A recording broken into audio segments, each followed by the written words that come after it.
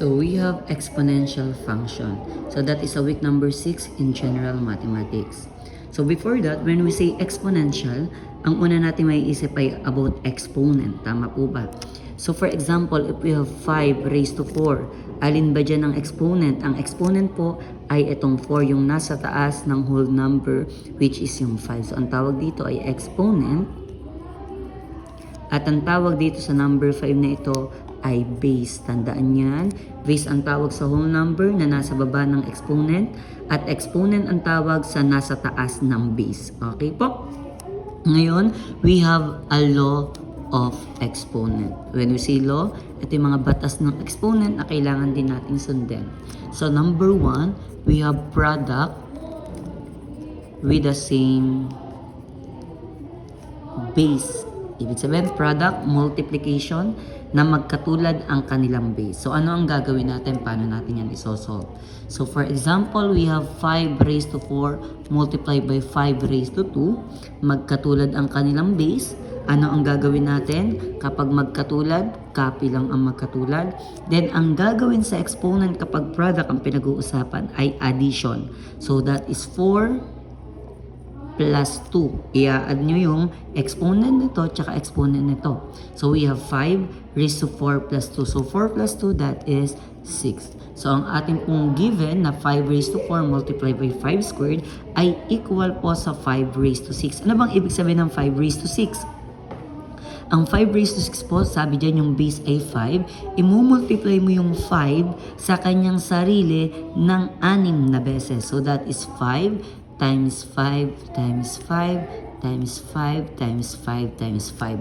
6 na beses ita-times. Ang 5 ay yung base natin.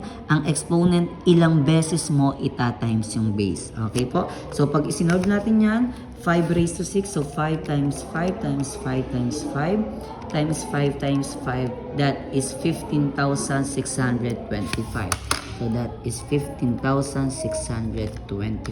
So, para mas madali at hindi na kayo magmano-mano, so, meron tayong exponent sa calculator. Pindutin ang base na 5. Then, pindutin itong symbol na to. Ito po. Ayan ang ating exponent. Pindutin yan. Then, yung exponent na 6. So, we have 15,625. So, mas madaling isolve. So, number 2, we have power to power. When we say power, that is also an exponent. Ano po? So, power to power. Let's have an example. If we have 5 squared multiplied by 5 squared to the raise of 3. Ano po? Paano ang gagawin natin dyan? Ano ang base natin? Which is yung 5. So, copy yung 5. Then, ang gagawin sa exponent ay ipag-multiply. 2 times 3, that is 6. So, 5 raised to 6 is also 15,625. So, ganun naman ang gagawin kay power to power. Ita-times po natin yung kanyang exponent. Again, kapag product, ipagpa-plus. Kapag power to power, imumultiply. Okay? Paano naman po kapag yung product ay magkaiba ang base? Okay po, paano naman ang gagawin natin kapag magkaiba ang base? So, let's have an example.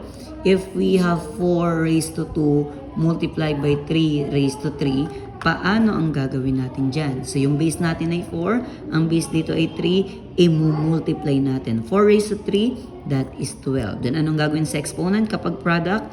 I-add 2 plus 3, that is 5. So, 12 raised to 5, ano ang sagot natin dyan?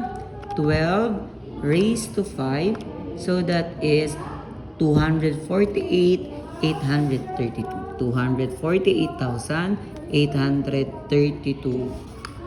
Ano po? So, ayan ang paano mag-solve ng product with different base. Ita-times yung magkaibang base, then i-add yung kanilang exponent. So, number 4. So, number 4 natin, we have quotient. So, number 4, we have quotient with the same base. Paano naman pag magkatulad ng base, yung quotient. When we say quotient, division ng ating pinag-uusapan. So, we have, for example, we have 2 raised to 3 over 2 raised to 1. Halimbawa, ganan. So, magkatulad sila ng base. Ang gagawin sa base ay copy. Then, anong gagawin sa exponent? Kapag quotient na pinag-uusapan, subtraction naman ang gagawin. So, 3 minus 1, so that is 3 minus 1, that is 2. Therefore, we have 2 raised to 2, that is 4. Another one, limbawa ay 3 raised to 5 and 3 raised to 2. So, copy yung ating pong base na 3, then ima-minus ang exponent, 5 minus 2, that is 3. And 3 raised to 3, 3 times 3, 9, times 3, that is 27. So, ganun naman ang quotient with the same base. How about naman po quotient with different base? Magkaiba naman yung base. Halimbawa, 2 raised to 3 with the power of 3. So, madali lang to. Yung ating exponent ay i-distribute natin sa numerator and denominator. So, mangyayari 2 raised to 3 over 3 raised to 3. Yung exponent, ibinahagi lang natin sa numerator and denominator. Then, simplify. 2 raised to 3, that is 2 times 2 times 2. 2 times 2, 4 times 2, 8. Then, 3 raised to 3, 3 times 3, 9 times 3, that is 27. So, we have 8 over 27. So, ganun lang po ang magkaiba naman ang base. Number 6, pinakamadali, we have 0 power.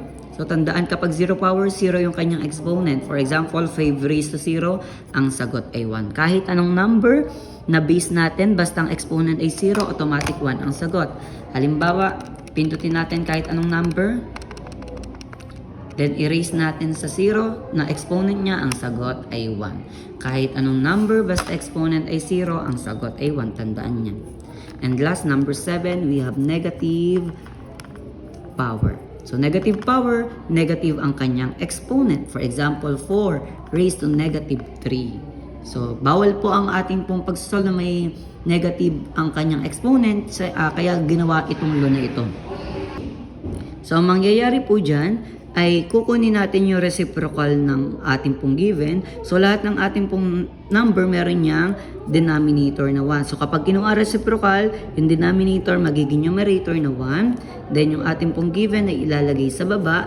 At the same time, hindi na siya negative, magiging positive na siya. Sa madaling salita, kapag negative power, yung ating pong given ay maglalagay kayo ng numerator na 1 at ang denominator po ay etong given natin pero hindi na naka-negative. So, simplify so copy yung numerator na 1. 4 cubed, that is 4 times 4 times 4. So, that is 64. Therefore, that is our final answer. So, ganun po ang negative power. Okay? Maglalagay talaga kayo ng numerator na 1.